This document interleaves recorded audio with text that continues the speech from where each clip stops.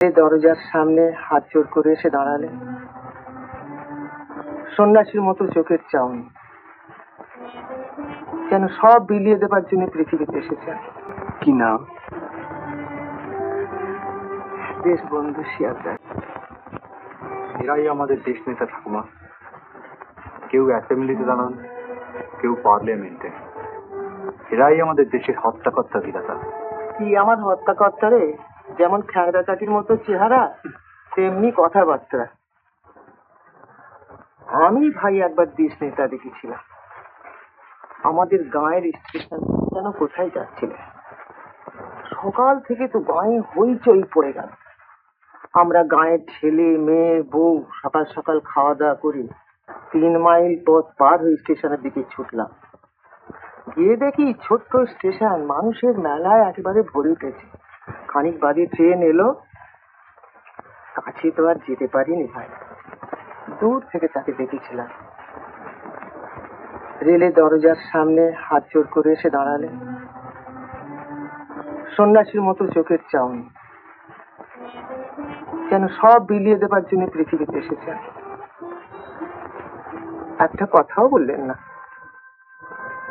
তো ছেড়ে দিলে তিনি চলে গেলেন।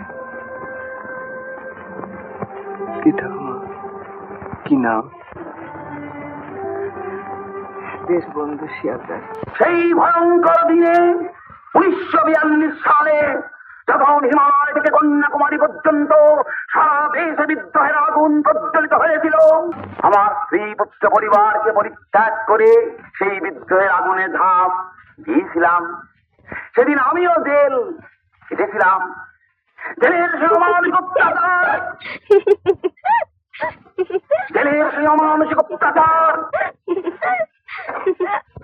কেন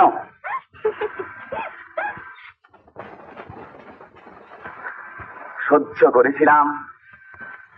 তারপর ভারতবর্ষ একদিন স্বাধীন হলো, আমরা স্বাধীনতা পেলাম, আপনারা সেই স্বাধীনতা ভোগ করছেন। কিন্তু তবু আমাদের কাজ এখনো শেষ হয়নি, আরো স্যাক্রিফাইসের প্রয়োজন আছে। তাই তো আমি আবার আপনাদের ডাকে এগিয়ে এসেছি।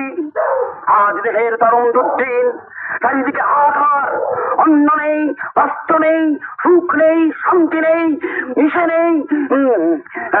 এই দুঃসময় দেশের যুবক সম্প্রদায়ের কাছে আমি একটা কথাই বলবো, ওই আমার সবুজ, ওই আমার কাটা আত্মরাদের ঘা মেরে মেরে তুই বাঁচা।